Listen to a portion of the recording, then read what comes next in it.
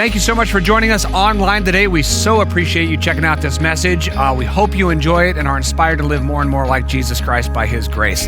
If you would like to support the ministries of Rancho, you can do so at rancho.tv/giving. Set up a giving profile and a reoccurring gift. We'd sure appreciate that. Enjoy. We are in week 3 of this Life Plan series. This is the new year. It's a new quarter century. I mean, that's pretty crazy. It's a good time for us to say, hey, we're going to think about some things and maybe make some tweaks along the way to just get to where we want to go. New year, new series, fresh start, days are getting brighter. So it's a fun time to just kind of reevaluate. Now, for some people, it's just a casual reevaluation of life. That's what Jenny and I do, just to kind of look at things and make some tweaks along the way. For others, it's about making very serious, hard, and fast promises to ourselves with specific goals about how we want to change. So I thought I'd inspire you, for those of you who make very specific goals, and share with you 10 examples from very young kids about their New Year's resolutions, and let's see if we can learn stuff. This is from Harper. I want to eat more candy and tacos and ice skate. I don't know if Harper means eat ice skate, but anyway, he's 5 years old, doesn't know much. All right, 3-year-old, I'm going to be a ladybug. Not a smart 3-year-old, I mean, let's be honest, but she wants to be a ladybug. I think that's kind of cute. 8-year-old Tori, pet every doggy I can. That's kind of cute. Here's Amelia. Oh, I know, play video games. Wait, no, do math. Just kind of the wrestling between doing something I want to do and what I know I should do. I will drink milk daily and will not trouble my mother. 12 years old. It's like, what do you live in the 19th century? I will not trouble my mother. That's kind of interesting. I want to meet that one. And drinking milk daily is fun. Katie, get better spending habits. First of all, she needs to get better grammar, A. 2, what kind of income is she bringing in at 13 years old where she has to evaluate her spending habits? All right, here's Owen, become an adult so I can eat candy and not brush my teeth. I don't know which of us got the word out that being an adult is about eating candy and not brushing our teeth, but that word is out now to the younger people, and they found us out. Get better at digital art, even if it's not good. I love the humility of that. I'm just going to go for something, may not be all that great, but hey, we can take some lessons from Nevaeh here. Become a YouTube star, age 7. That's fantastic. Pretty ambitious young lady there. And then Ronan, my resolution last year was to not have any resolutions. And so he's out, and that might be something that we're sort of dealing with. It's like I'm tired of making the hard promises to myself because the reality is statistics say by January 12th, we quit. January 12th is actually called Quitter's Day, statistically. January 12th is Quitter's Day. That's the time our New Year's resolutions fail. That's 88% done by Quitter's Day. And then when it's all said and done, 92% of hard resolutions fail. And so what we're doing during this series is we're saying, okay, we're going to soften this a little bit. This isn't about making hardcore commitments to ourselves that will likely result in failure, that will likely result in some kind of self-defeat. But we're going to do this journey metaphor, a life journey metaphor, as we introduced last week, to what we are metaphorically saying is our waterfall. So we imagined a waterfall, a distant waterfall last weekend. We hear the rushing of the waters. We know this is a place of rest and a place of wonder, this magnificent journey that we are walking towards. And we want to have a picture, a mental image of what that means. So that when we are in our elderly years, if we should be so blessed to live in our elderly years, what is the kind of life we are walking towards? Right? That waterfall picture. And then along the way, we are experiencing a trail with multiple forks in the road, right? Life is not this clean, linear journey. There are decisions along the way, and sometimes we don't know, well, what's the right and the wrong decision? Some decisions are clearly right and clearly wrong. Moral, immoral, okay, that's clear. Does this honor Jesus? Does it not? Is this Christ-like or not? There's decisions along the way that we know are right and wrong, but so many decisions, hundreds and thousands of decisions that dictate the course of our life. There's kind of freedom. There's freedom to choose. Things like which college do we want to go to? What major? What, vocation? Who do I date? When do I get married? How many kids do we have? Where do we live? What job should I take? There's all these decisions that are big, weighty decisions. They're just forks along the road, not necessarily right or wrong. It's not like God has one linear will for us, and if we get it wrong, well, there goes, we're out of God's will for the rest of our lives. No. Enjoy the journey to this magnificent waterfall that has perhaps many pathways we can take. And along the way, God is there with us. Along the way, the presence of Jesus is with us through his Spirit. Along the way, we might stumble, and so along the way, there's grace to pick us back up, to redeem us, right? So last week, we talked about what is your waterfall? Where are you going, and why are you going there? And to write that down, right? So we have notebooks in the back always, and pens, or you could check out your phone and whatever. Just take notes, to write it down digitally or with an actual pen. I forgot how to write 20 years ago, but to write it down in some way sears it in our brain, and so define your waterfall, define where you want to go and why you're getting there. I mentioned last week my waterfall, and I'm reiterating this for a reason I'll tell you later. But my waterfall is surrounded by the love of family. So when I'm in my elderly years, I want to be surrounded by the love of family, maybe on some property, healthy and active, looking back on life with satisfaction and gratitude, hopefully with few regrets, might be a couple, but really a sense of gratitude about how I live my life and the people I live my life with, and just enjoying this waterfall. That's my place that is magnificent and restful and full of wonder. That's mine, it may not be yours. So write down your waterfall. Where is this journey of life going for you?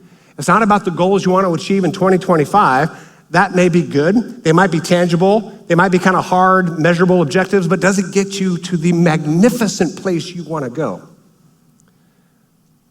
A lady in our church had a conversation with my wife behind my back about me, and I'm super offended. But here's what was said. This wonderful lady in our church asked my wife, I wonder if that list of Scott's waterfall would be the same list 10 years ago.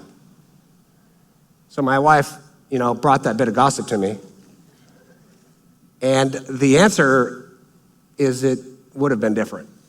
It might have included a lot of the same things, but it would have included one more thing that I was pretty obsessed with 10 years ago, and I want to show it to you.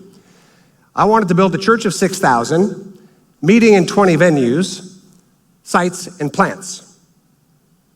We were working towards that goal 10 years ago, and we were making it happen. We were way more than halfway there. We had 3 venues on site. We had another site in Marietta, and we had 2 church plants and several kind of in the works. We were more than halfway there and going for it. That is not a wrong goal at all. In fact, it was a lot of fun. And we were achieving a lot of things and a lot of success and a lot of growth, and it was great. But that's no longer on my waterfall list. Maybe by God's grace and some good work we get there, but maybe we don't, and you know what? I don't care. Like I did 10 years ago. Because 10 years ago, several things started happening, right? Politics got all jumbled up with the Christian faith. It got all weird, and COVID got weird, and shutdown got weird, and people started migrating, got weird. Church got a little weird. And so I love how we've emerged. I love who we are as a church. And I love the fact that we are growing. But I'm telling you, as I'm 10 years older, 10 years, or at least a couple years wiser, things get a little deeper and a little more introspective, a little more relational, a little more, meditative and contemplative and reflective, not so much the hard and fast measurable goals. So yeah, things change. And maybe we'll do a life plan series 10 years from now, and maybe I will tell you that as a 65-year-old, it is not the same list as it was when we were 55. And here's the deal. That's okay, because we're on this journey. Lots of forks on the road, right? It's a beautiful journey. So here are some values I want to suggest along the way. We've talked about the waterfall, where we're going last week.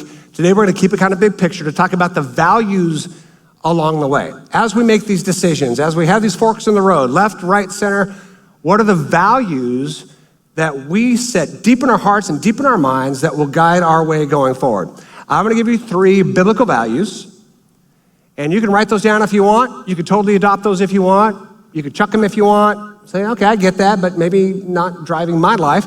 You might add some and say, hey, listen, there's 1 or 2 more values I want to add to my life plan that will drive the decisions I make in life. So I'm going to give you 3. Number 1, might sound weird in church, but enjoy the journey. Enjoy the journey. I believe God designed us to enjoy the journey. Now, in a lot of church circles, when I was growing up in the church world, I don't think this hit the radar. It was more about, be obedient and be committed and be all in, and follow Jesus with all your heart, all your soul, all your mind, and honor him in everything you do. There's nothing wrong with that, but I will tell you, as Evan said earlier, that could be a bit of a burden. I'm not really good enough. I'm not doing all I should. Jesus died for me. I'm not as sacrificial and committed as I should be for him. It's just like all this burden. I don't think God designed us for that burden. I think God designed us to enjoy this beautiful life that he gave us. To enjoy this beautiful life that he gave us. In fact, here's a bit of wisdom from King Solomon at the end of his life. He's imparting wisdom to the next generation. In Ecclesiastes 8, verse 15, he says this. So I recommend having fun. I love kind of the casual vibe of that. I just recommend having fun. And here's a guy who worked hard, worked himself to the bone, achieved many things.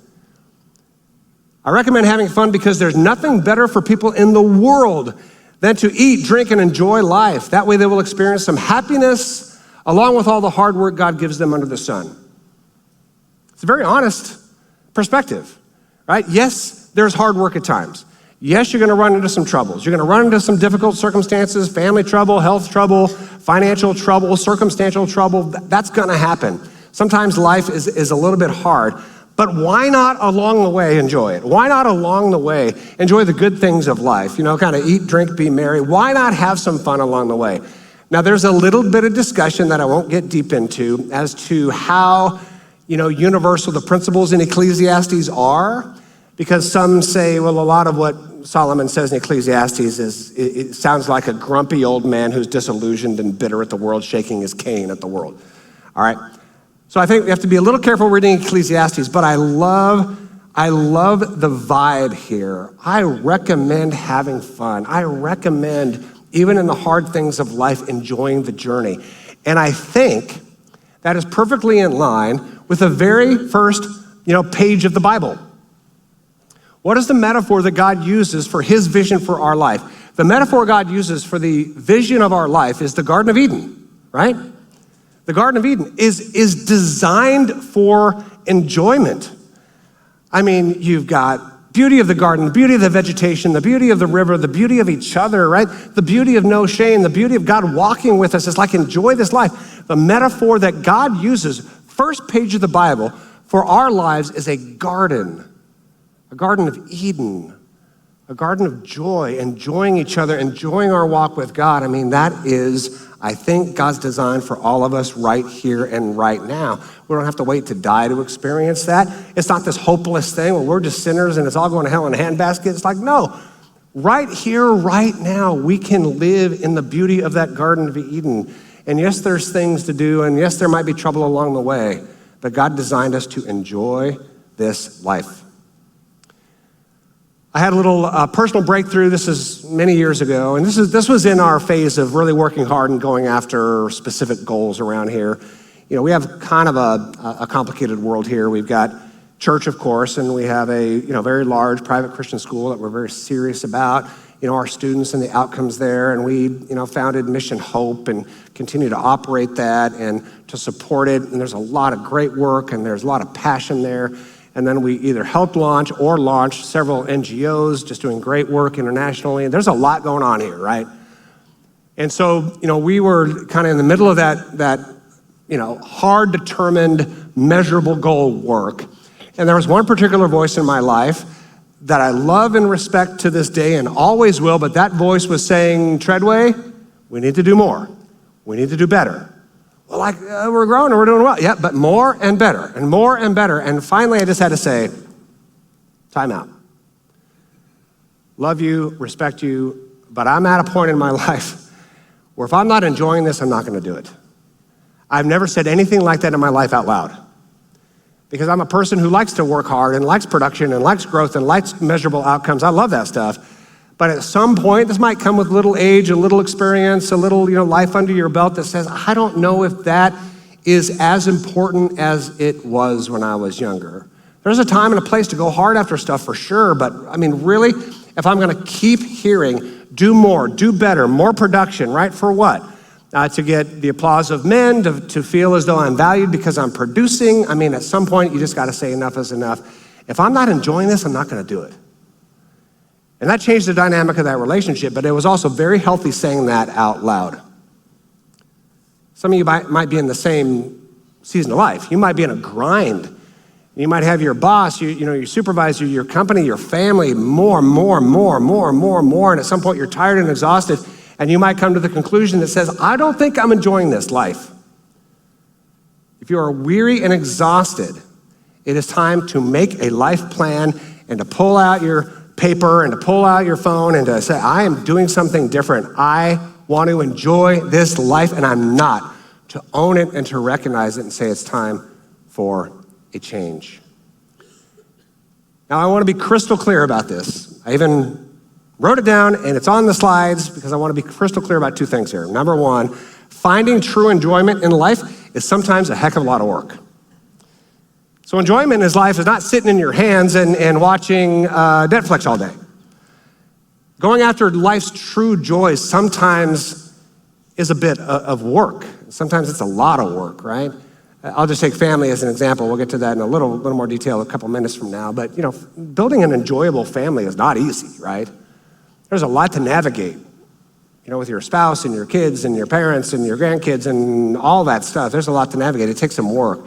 So finding joy in life is not about doing nothing or checking out. No, sometimes it involves hard work and determined work. But work towards the things that really matter. And then second, the right decision may not be the most fun decision. By the way, let me take 15 seconds to say, I did not like the phrase most fun. I think that's grammatically incorrect. But if I said the right decision may not be the funnest decision, some of you grammar people will be all up in my business, and I don't need that because I want to enjoy life. But that's also correct. I looked it up. I spent like half an hour looking up most fun or funnest. They're both right, so eat that in 2025. So the right decision might not be the most fun. I'll give you just a dumb example. Back when I was a teenager, this place was called Rancho, California Road. There was one stop sign, no freeway. I mean, this was just like an absolute hillbilly zone of Southern California. And I loved it, but there wasn't a lot to do, so we thought. There actually was. But there was a little season where this band of teenagers would take M80 firecrackers. They're like quarter sticks of dynamite and throw them in mailboxes and blow up mailboxes. And so I was invited multiple times. Hey, dude, tonight we're going to go out and M80 some mailboxes and we're going to have a blast. And it's like, okay, well, you're going to have a lot of fun. You're going to have a lot of funnest times tonight. But I am not going with you to destroy mailboxes, right? So sometimes the most fun decision isn't the right decision. And so this is just kind of obvious stuff, but I don't want to be misunderstood. And when we say enjoy life, it's not about being lazy and checking out. No, sometimes you got to work. And it may be that the most tantalizing thing to do, I'm just going to enjoy life and do what I want. Well, that may not be good and healthy for you and for your family, so we get it, right? We all understand. Enjoy the journey. Second value for your consideration in your life plan is love your family well. Love your family well. That's a value.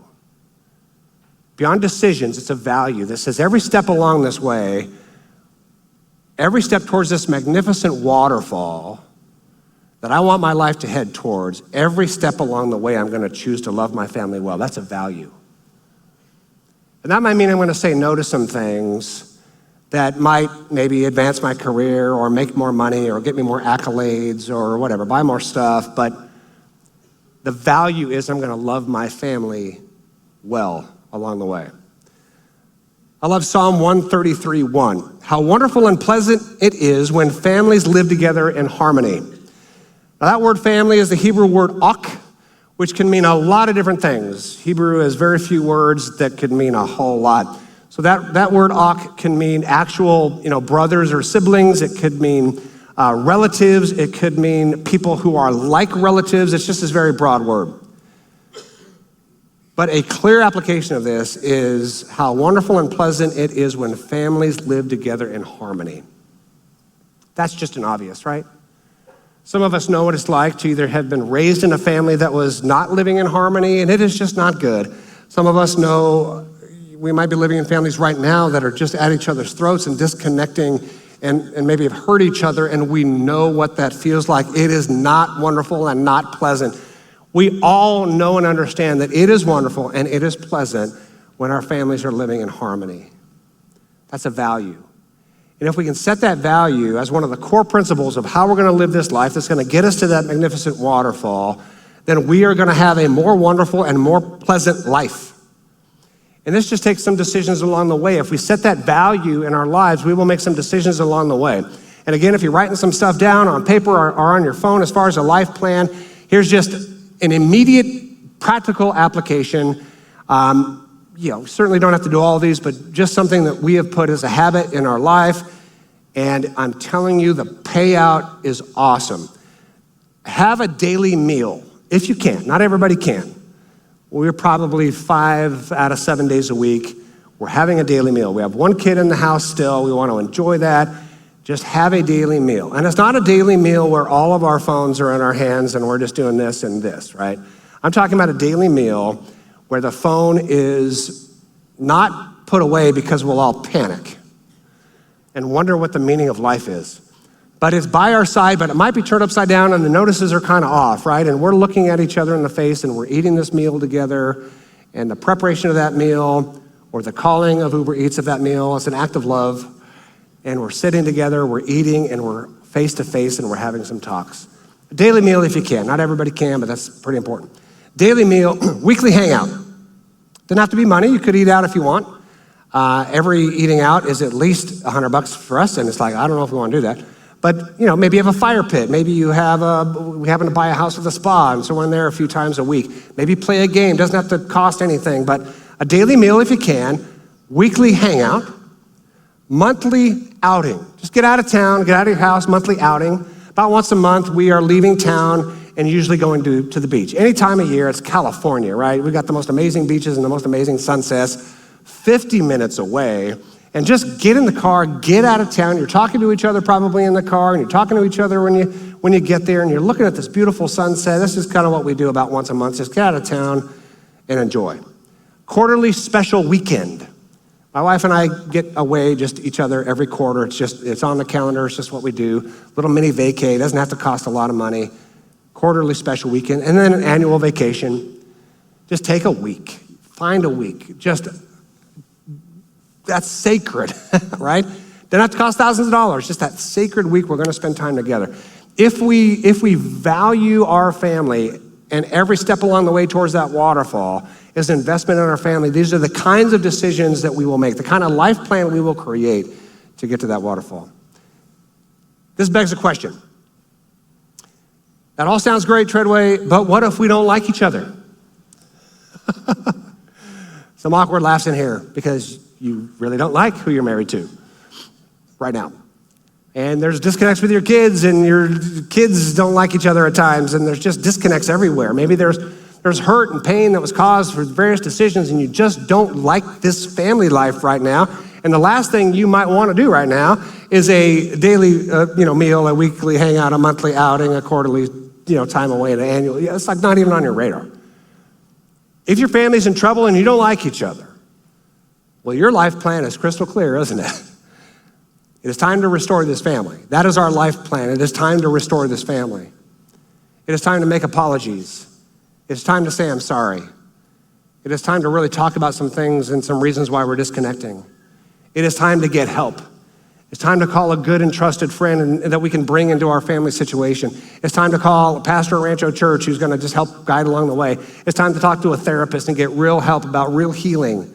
Your life plan is crystal clear if you don't like each other very much. So enjoy the journey. Love your family well. And finally, this is a little cliche. I don't like cliches, but this one really works. Leave the world a little better than you found it. Leave the world a little better than you found it. Again, back to Ecclesiastes. Super simple stuff. There's a very serious problem, King Solomon says. People leave this world no better off than when they came. All right, that's this. At the end of his life, he's saying, people don't care about leaving the world better. He says this is a very, very serious problem. And then in the very next verse, he says, This creates an attitude problem. Verse 17, throughout their lives, they live under a cloud, frustrated, discouraged, and angry. This is a little bit of a chicken and an egg thing. Well, what comes first? Does the attitude problem result in not wanting to leave the world a better place? Or you just have never thought about leaving the world a better place, so you have an attitude problem? Whatever it is, it's both. I think to follow Jesus well, who came to bring the kingdom of heaven to earth, I think we have to have this little bit of spark that says, you know what? In this wonderful miracle of my life, I mean truly the magnificent miracle of this life, if we know anything about astronomy, if we know anything about cosmology, physics, biology, biogenesis, anything, the fact that we are alive right here and right now is nothing short of an absolute miracle. For us to enjoy, for us to love our family well, and for us to leave this world just a little better than we found it. Just a little better than we found it. And it doesn't have to be gigantic world impacts. Like you don't have to create the next TikTok, the next bit of tech. You don't have to create the mathematical equation, that explains the entire universe. You don't have to invent some life-changing medicine. You don't have to do the big things. Leaving the world a little better than you found it is often about the very small things along the way. Like your family, for example. My family, for example. I was born into a family, and I could spend a lot of time talking about the good qualities of the family that I was raised in. I could spend a lot of time talking about the struggles of the family that I was raised in. And over the decades here, I've talked about both with my family. There's some good things to embrace. There's some bad things to trash. And so one of the core values of my life is to leave my family legacy better than when I found it, better than what I was born into. So I want to take the good things and carry those forward, and I want to identify the bad things and trash them so that I don't pass on to my kids, and hopefully they don't pass on to their kids, the things that were part of my upbringing that weren't very good. So I get to leave my family heritage better than I found it because I'm not passing on the mistakes of the generations before me. And then my kids have the wonderful privilege of me making new mistakes in their lives, and they'll have to go through the exact same thing, right? And say, okay, well, my parents really tried, but they blew it on a couple things, and so I'm gonna leave my family better than when I found it, right? And that's the wonderful part of a family heritage going forward. I can leave my family heritage better than when I found it. That takes a life plan. Identifying the good, I want to pass that on. Identifying the bad, I'm not passing that on. Identifying where I'm making new mistakes that I shouldn't make, stop those mistakes, get some help, and be better. Same thing in your career field. If you are an employee or an employer, you're in a career field that this world demands a product or a service from you to make this world a better place. Hopefully you're in a career field, I'm sure all of you are, that gives something positive to this world, right?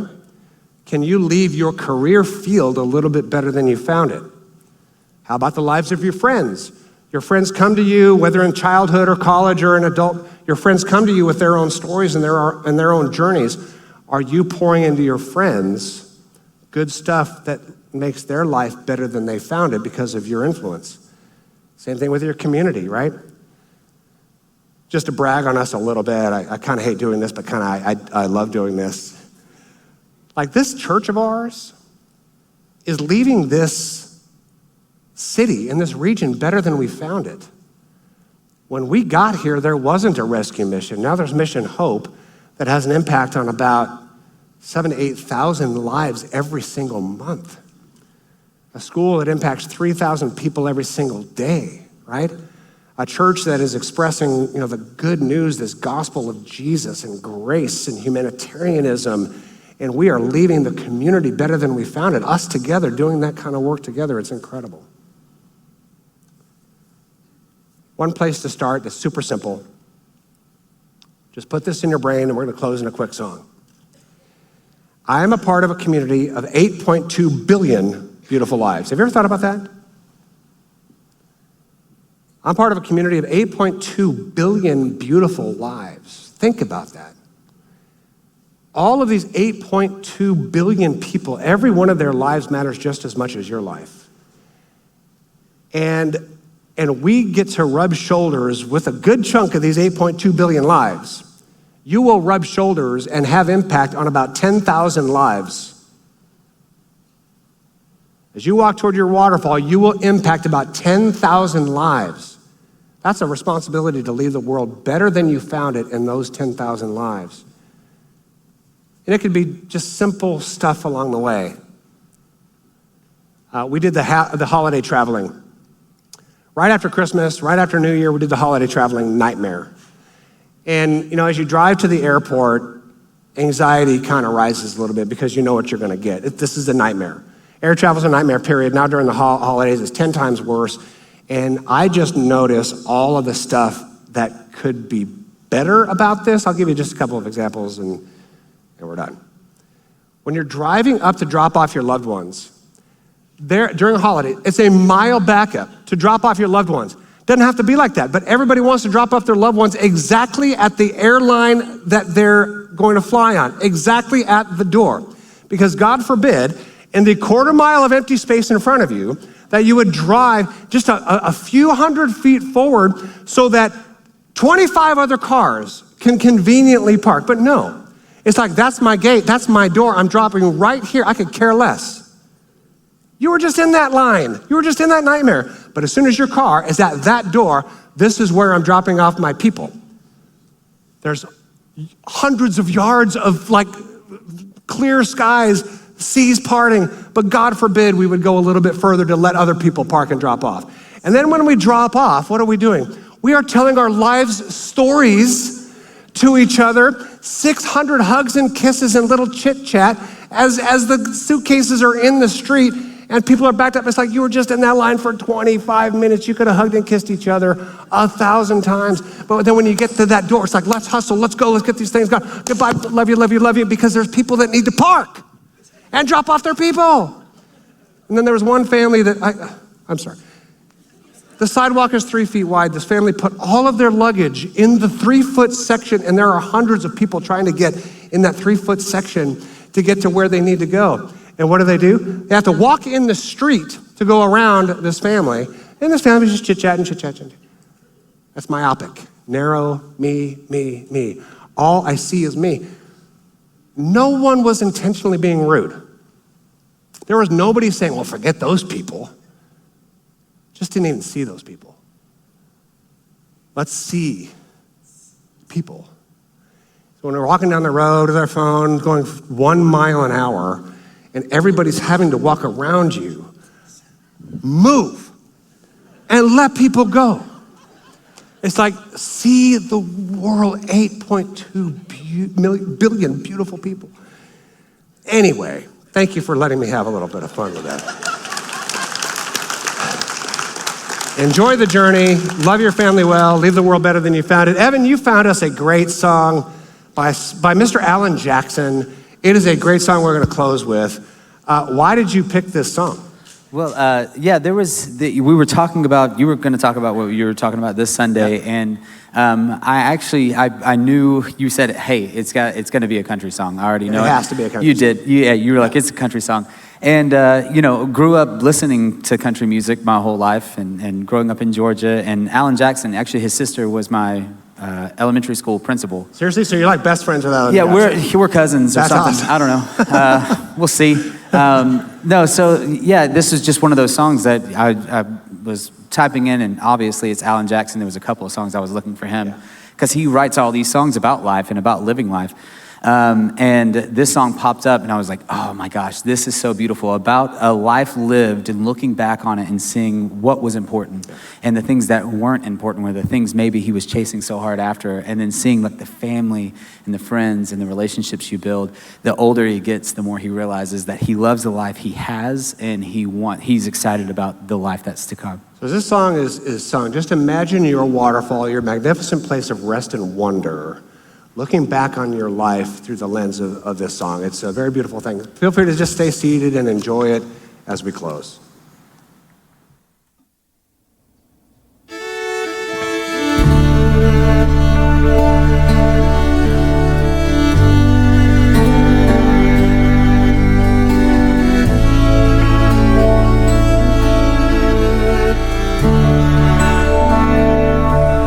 The older I get, more I think you You only get a minute, better live while you're in it, 'cause it's gone in a blink. And the older I get, the truer it is. It's the people you love, not the money and stuff that makes you rich. And if they found a fountain of youth, I wouldn't drink a drop, and that's the truth. Funny how it feels, I'm just getting to my best years yet. The older I get, the fewer friends I have. But you don't need a lot, the ones that you got always got your back. And the older I get, the better I am. And knowing when to give and just not give a damn. If they found a fountain of youth, I wouldn't drink a drop, and that's the truth. Funny how it feels, I'm just getting to my best years yet. You're right.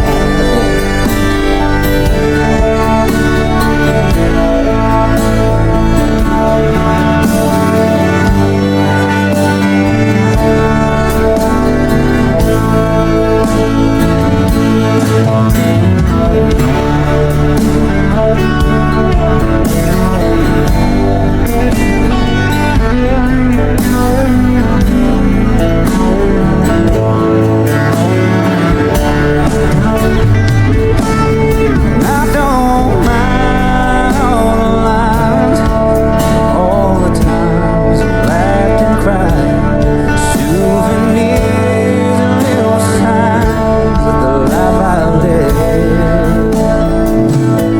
The older I get, the longer I pray.